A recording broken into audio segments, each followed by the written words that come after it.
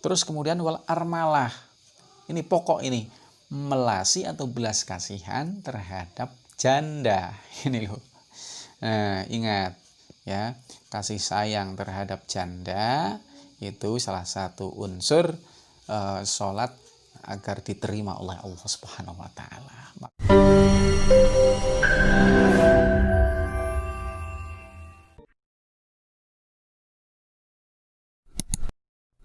Assalamualaikum warahmatullahi wabarakatuh. Sahabatku sekalian, ada sebuah pertanyaan dari sahabat saya channel kampung ya. Pertanyaannya intinya, bagaimana kalau sedang sholat tapi pikirannya kemana-mana, nggak bisa fokus, apakah sholatnya sia-sia? Sedang sholat pikirannya kemana-mana, mikir hutang, mikir nikah, mikir apalagi pekerjaan dan lain sebagainya.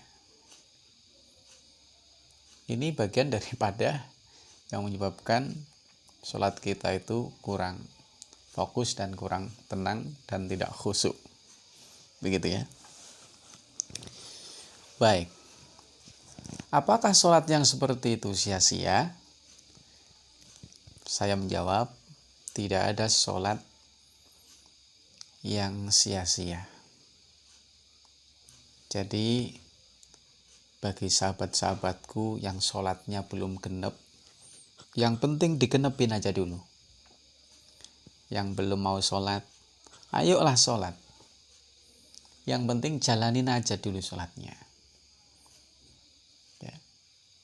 Masalah itu sia-sia atau tidak, ya. Yang penting nanti sambil berjalan, pelajari syarat syahnya sholat bagaimana. Apa saja yang dipersiapkan sebelum kita melakukan sholat. Lantas kemudian di dalam sholat, rukun-rukunnya apa saja. Kemudian hal-hal yang membatalkan sholat itu apa saja. Apabila itu sudah diketahui semuanya, ya, sholat kita sudah memenuhi syarat dan rukunnya, maka urusan diterima atau tidaknya kita pasrahkan kepada Allah Subhanahu wa taala. Yang penting dalam menjalani kita ikhlas, ya, lillahi ta'ala. Karena sebenarnya Allah memerintahkan kepada kita agar kita sholat, itu bukan berarti Allah butuh kepada kita, itu enggak. Ya, jangan merasa Allah membutuhkan sahabat-sahabatku semuanya, membutuhkan sholat kita semuanya, tidak.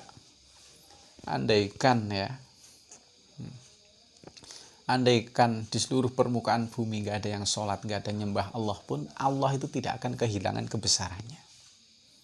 Gitu ya. Cuma ini untuk memotivasi supaya sholat kita lebih baik. Maka kita perlu tahu tanda-tanda sholat yang diterima. Gitu ya. Saya sudah mempersiapkan jawaban daripada pertanyaan tadi. Ya, intinya sholatnya itu tidak sia-sia asal sudah memenuhi syarat dan rukunnya. Namanya sholat itu kan rukun Islam yang kedua. Artinya itu suatu kewajiban atau fardu ain. Jadi kenapa saja nggak sia-sia selagi itu masih memenuhi syarat dan rukun, sekalipun pikirannya gelambiar nggak tahu kemana saja, itu nggak sia-sia karena kewajiban kita itu sudah gugur, ya, ketika sudah memenuhi syarat dan rukun, karena kewajiban kita itu sudah gugur. Masalah khusyuk, ya, masalah khusyuk itu anjuran. Masalahnya kalau khusyuk itu diwajibkan, siapa yang bisa khusyuk? Jarang sekali, ya. Saya sendiri masih berlatih, gitu ya. Yang penting syarat rukunnya dulu yang pertama harus dipenuhi. Jadi nggak sia-sia. Kewajiban kita sudah gugur. Kalau sia-sia berarti kan kita masih dituntut untuk i'adah, kita masih dituntut untuk mengulangi sholatnya lagi, masih dituntut untuk ngodoi lagi. Itu artinya tidak sia-sia walaupun kita belum bisa fokus. Yang seharusnya memang sholat itu harus fokus gitu ya. Tapi kalau belum fokus, ya yang penting sudah berusaha untuk fokus gitu ya. Di dalam kitab Sulam Taufik ya, kita mengingat kembali pelajaran Sulam Taufik ya. Di sana ada pasal tentang sholat ya. Ini sudah saya salin di oret-oretan saya. Saya bacakan dulu. Wasyurito ma'ama marra liqabuliha indallahi subhanahu wa ta'ala. Wasyurito lanten syaratake ma'ama ing dalam sumertane barang maro kang wis liwat liqabuliha kaduwe den tampane salat indallahi ing dalem mungge Allah Subhanahu wa taala ya, supaya salat kita intinya diterima oleh Allah Subhanahu wa taala hendaknya satu ayaksida suwiji yen to nejo sapa musolli pihak kelawan salat wajhallahi ing zate Allah Ta'ala wahdahu khalis suwijine Allah. Kepengin dipastikan sholat kita itu terima, maka dalam kita melakukan sholat harus disejo atau disengaja atau diniatkan untuk mencari ridho Allah ya. Ini sholat hanya untuk Allah Subhanahu wa taala. Inni wajjahtu wajhiya lilladzi fataras samawati wal ardh. Ya. Itu. Jadi salat kita diperuntukkan untuk Allah Subhanahu wa taala. Itu syarat pertama sesuai dengan yang ada dalam kitab Sulam Taufik. Yang kedua, wa ayakunan arab yen to ana apa makuluhu panganane musolli wa malbusuhu lan pakaiane musolli wa musallahu lan panggonan salate musolli ku halalan halal. Sing nomor loro, yang nomor dua adalah makanan, pakaian serta tempat untuk sholat itu harus halal. Jangan gosop, jangan makan makanan yang haram, jangan pakaian hasil nyuri, gitu ya. Yang jelas makanannya itu harus halal. Makanya ancaman bagi orang yang menenggak minuman keras itu sholatnya nggak diterima selama 40 hari. Nah itu kan bahayanya apa? Karena makanannya makanan haram. Itu nomor dua. Yang ketiga, wa ayahduru lan arep yen to hadir apa qalbu atine musolli fiha ing dalem salat lahu kadhe musolli min salatihi saking salate musolli illa ma ing kejaba perkara akola kang angen-angen sapa musolli minha saking salat. Kemudian hatinya itu hadir saat sholat ya, hadir bahwasanya kita yang sedang sholat sedang bermunajat kepada Allah Subhanahu wa taala. Juga dengan mengangan-angan apa yang kita baca. Misalkan alhamdulillahirabbil alamin, diangan-angan di dalam hati. Ar-Rahmanir Rahim. Hafal-hafal yang kita baca ya, kita angan-angan. Kemudian wa alla yu'jiba biha. Wa alla yu'jibalan arep yen orang gawakake sapa wong biha kelawan salat. Artine ora pamer, ora ujub, ora riya. Ya. Salat itu bukan karena ketika ada mertuanya, bukan ketika ada orang tuanya. Tapi dimanapun Anda berada sendirian maupun rame-rame itu tetap sholat. Itu bentuk daripada Anda itu sholat untuk Allah Subhanahu wa taala, bukan karena pamer, bukan karena riya. Kan kadang-kadang ada ya sahabat-sahabat kita itu sholat iya kalau bareng dengan orang-orang yang biasa sholat. Kalau enggak, cuek aja. Ini naudzubillahi min dzalik, bahaya saudara. Itu ya. 1, 2, 3, 4. Sudah 4 hal dan dalam Sulam Taufik, kitab Sulam Taufik yang mendorong agar sholat kita itu akan diterima oleh Allah Subhanahu wa taala.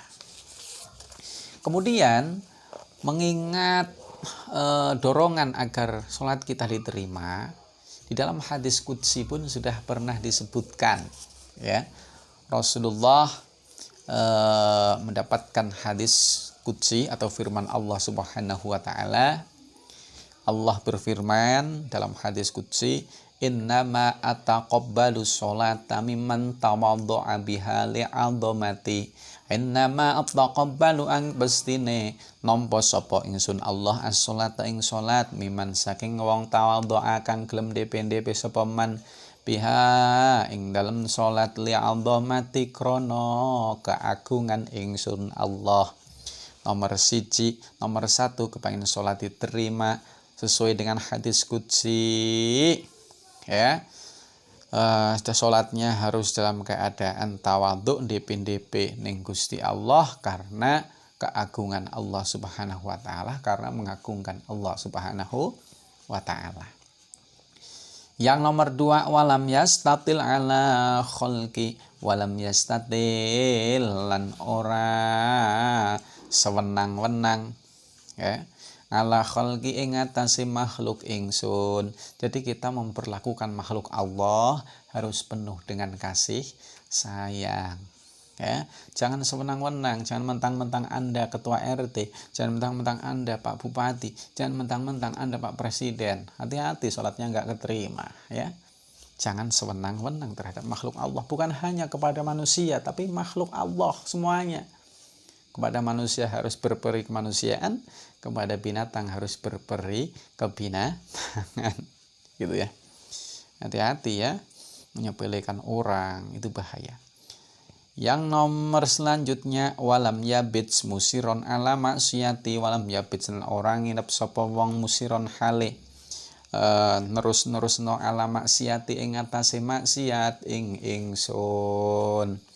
Yang bermaksiat jangan diterus-teruskan, berusaha berhenti, berusaha kapok, ya. Sing biasa minum minuman keras sudah berhentilah, yang biasa nyuri sudahlah berhenti nyurinya lah, yang biasa nyacat orang sudahlah berhenti, ya, biar sholatnya diterima oleh Allah Subhanahu wa taala. Terus selanjutnya biar sholat kita diterima, wa qadda'a naharahu fi dzikri, wa qadda'a lan ngentokake, ya, menghabiskan sapa musolli naharahu atau wong naharahu ing awan wong fi dzikri ing dalam zikir atau eling menyang ingsun. Hari-harinya itu dihabiskan untuk zikir kepada Allah, kepengin sholat ditampa. Kemudian warahimal miskina, warahimalan melasi sapa wong al miskina ing wong miskin, wabanas sabili lan musafir, wal armalati lan janda, wal armati lan janda. Tips selanjutnya sesuai dengan hadis qudsi supaya diterima sholatnya adalah belas kasihan terhadap fakir miskin, ya. Aja sugih-sugih dewi, ya. Di balik harta kekayaanmu ada hak orang lain, tolong yang miskin diperhatikan. Jangan cuma mengenyangkan perut sendiri, tapi perut tetangga kita harus diperhatikan, ya. Kemudian melasi para musafir, ya. Terus kemudian wal armalah, ini pokok ini, melasi atau belas kasihan terhadap janda, ini loh. Nah, ingat, ya, kasih sayang terhadap janda itu salah satu unsur sholat agar diterima oleh Allah Subhanahu wa taala. Makanya jangan biarkan janda merona. Jangan biarkan janda janda sendirian gitu ya. Biasanya janda itu kan miskin. Walaupun tidak semua janda itu miskin, malah banyak juga yang kaya. Artinya jangan biarkan mereka hidup sendiri dalam keadaan susah. Maka kita harus perhatikan mereka, ya. Janda loh, ya, perhatikan. Kemudian warahimal musaba, lan melasi sapa wong al musaba ing wong kang kena musibah. Kemudian tips yang terakhir, ketika ada orang terkena musibah, maka dibelas kasihi, dikasih sayangi, diberi bantuan, diperhatikan, dibantu gitu ya. Nah, itu beberapa tips agar sholat kita diterima oleh Allah Subhanahu wa Ta'ala. Kembali ke pertanyaan tadi, intinya sekalipun belum bisa fokus ya, menganggap bahwasanya kita itu berada di depan Allah Subhanahu wa Ta'ala atau apa, asal syarat dan rukun sholat itu sudah terpenuhi, kewajibannya itu gugur. Masalah pahala diterima atau tidak, itu pasrahkan kepada Allah Subhanahu wa Ta'ala. Yang penting kita sudah berusaha sesuai dengan tips yang saya tadi bacakan di dalam kitab Sulam Taufik dan di dalam hadis qudsi. Semoga ocehan saya ini bermanfaat. Assalamualaikum warahmatullahi wabarakatuh.